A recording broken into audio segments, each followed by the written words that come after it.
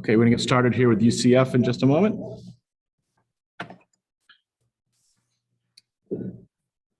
Okay, we're joined by head coach Greg Lovelady. Coach, thanks for giving us a few minutes tonight. If you would just begin with an opening statement, then we'll open up to questions. Yeah, first, just congrats to Memphis. They did a great job. They came out swinging the bats. A little bit different than the way they had done it lately. Just a lot more aggressive and pounded the ball around the park the first 5 or 6 innings. So you just got to tip your cap to them.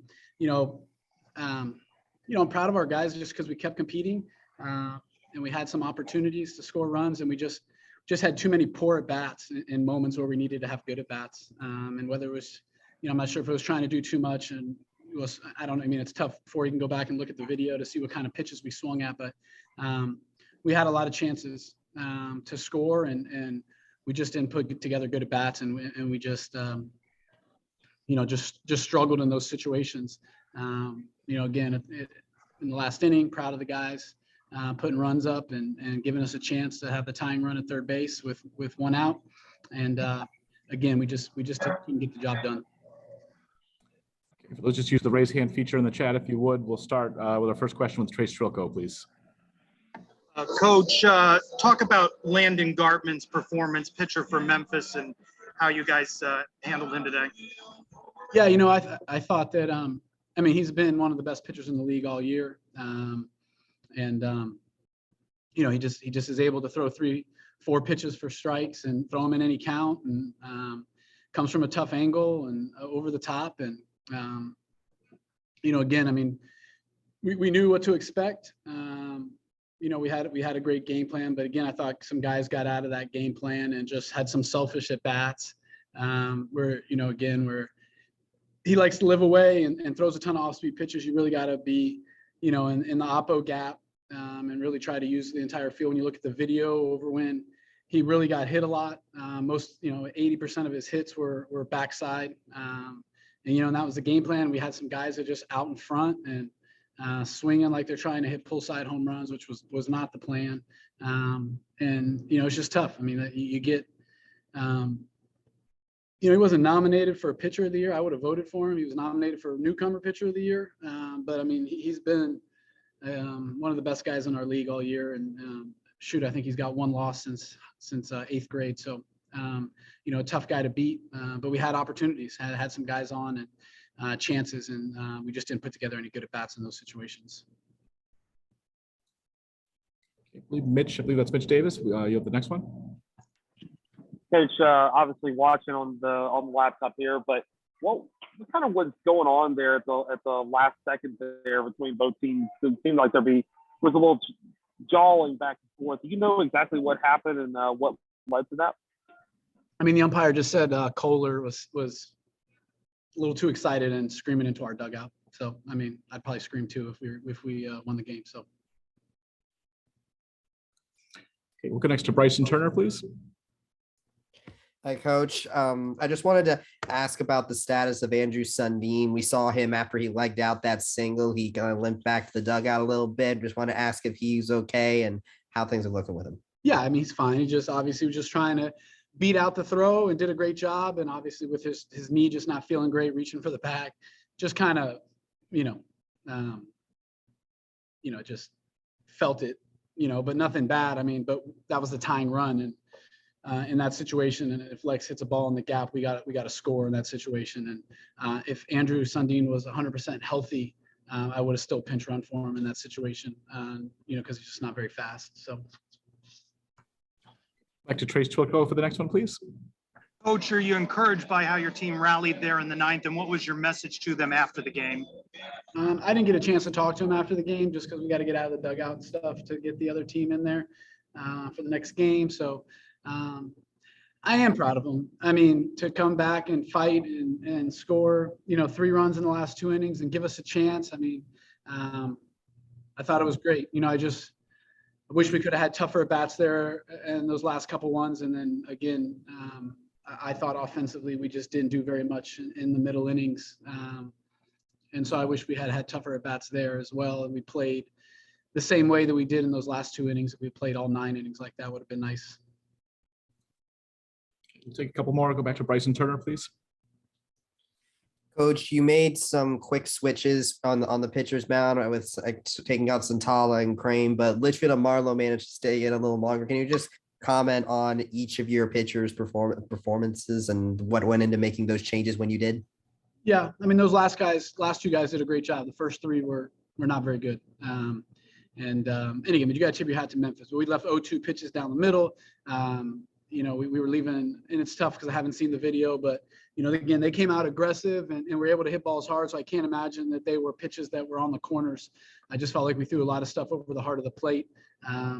And just, again, those first couple guys just didn't have their stuff today. So, obviously in these situations, playoff baseball, you're not going to let guys, wait it out and settle it in and do all that. And you got to get to the guy that you feel like is going to give you a chance. So you just keep throwing guys out there that you feel like, stuff is there. And, and again, some of it was matchups and left and right and situation we're trying to get double play and who's the best guy to do that. So, I mean, there was just a lot of different things that went into it. But obviously the first couple of guys just didn't pitch very well. And, until we got to really Litchfield, those two guys threw great and did their job and held them, and gave us a chance to try to score some runs and get back in the game. And they did, and they did. And you can't ask for more than those two guys to keep the score the same and give our offense a chance at the end. Take the last one from Trace again, please. Coach, after Friday's regular season foul, you talked about the importance of staying on the winner's side of this. Now you're backed against the wall a bit. How do you rally here, and who do you expect to start on Wednesday? Yeah, super frustrating, obviously. Do all the things that we've done, especially with, overcoming everything from the injury side and, just put ourselves in a good situation and we just didn't show up today and play very well. So you just go out and try to survive in advance. You put all your chips in and there's no saving for the next game. You do everything you possibly can on Wednesday to try to win the game and try to get, a day off on Thursday. And, we're going to put a lot of strain on the arms now. But obviously, with everybody that's able to throw tomorrow, some guys can bounce back from today. We'll do everything that we can. I really haven't thought of a starter yet, so we've got to go back and figure that out. But whoever it is, we'll let them go as much as we possibly can, but and coach it the same way that we did today and trying to win the game. And who's ever got good enough stuff to go up there and try to get us out, so we'll have them ready. Coach Lovelady, thank you. Appreciate the time. Thanks, guys. Bye.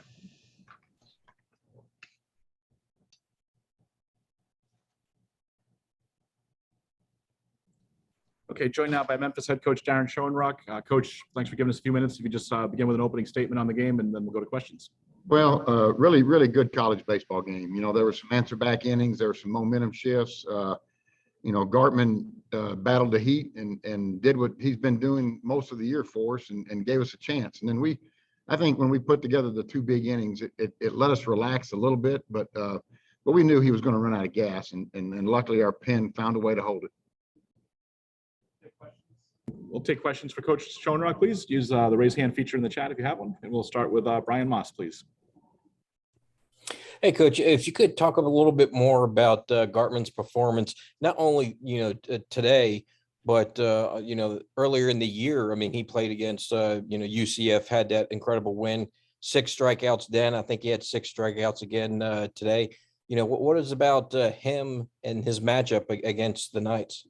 Well, first of all, the Knights they're tough to strike out, and then they do a good job with 2 strikes. Sometimes when Gart gets his secondary pitches going, he can eat up a lot of strikeouts, and then that's kind of elevated the pitch count. He created some soft contact today, and we made a couple of plays on some hard hit balls. But I think some of the early count outs that we got in the middle part of the game kind of helped us get him to the, through 7 innings. So. He's a tough guy to sit on a pitch with. He throws 2-0 changeups and 2-0 breaking balls, and he'll expand his zone with fastballs ahead in the count. He's just he's been that way all year for us. He's just tough to get real comfortable in the box against. And just to follow up on that, how important is it to win this first game to have that day off for tomorrow?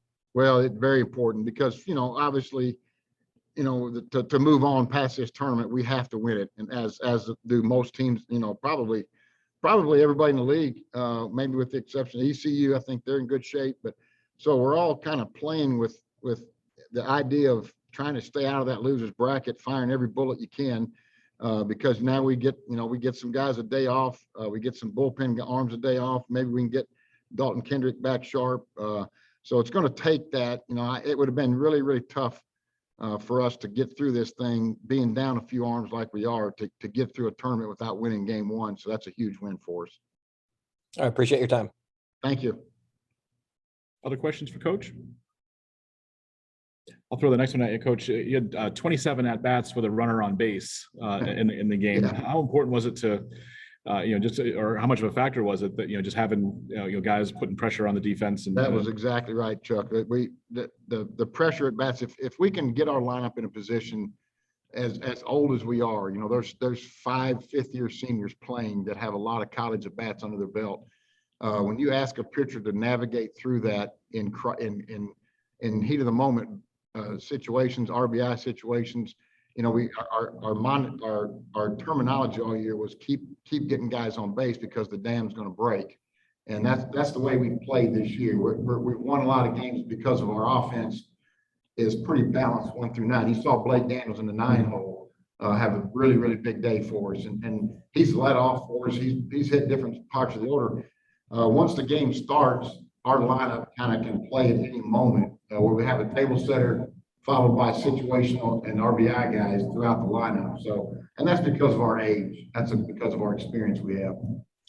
And then the last one I'll ask is, you just walk through the 9th inning, if you would, the bottom of the 9th, where you kind of get some trouble and then work out of it.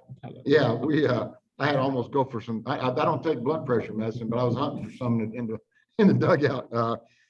Dalton wasn't sharp. Kendrick, he's been our go-to guy all year, and we felt like at that moment we wanted, Blake's a sinker ball guy. He keeps the ball on the ground. Our infield defense has been really good. We just put we said, let's just try to put the ball on the ground here now, keep it out of the air, and it worked out for us. But you got to credit UCF, coming back, especially with Dalton was bringing power. They did a really, really good job laying off some tough pitches and to get that traffic started. And then it was, we had to get Blake in the game, get the sinker ball guy in the game. He induced a ground ball that Swanberg made a good play on. They didn't run down angle on that. I felt really good after that. I like the matchup with McCabe. He's one of their best hitters, but I thought, okay, I feel better in this moment now than I did with 1 out. So, but credit Blake for coming in there and just staying under control and pitching down in the zone when he had to. And we'll take the final question from Bryson Turner, please.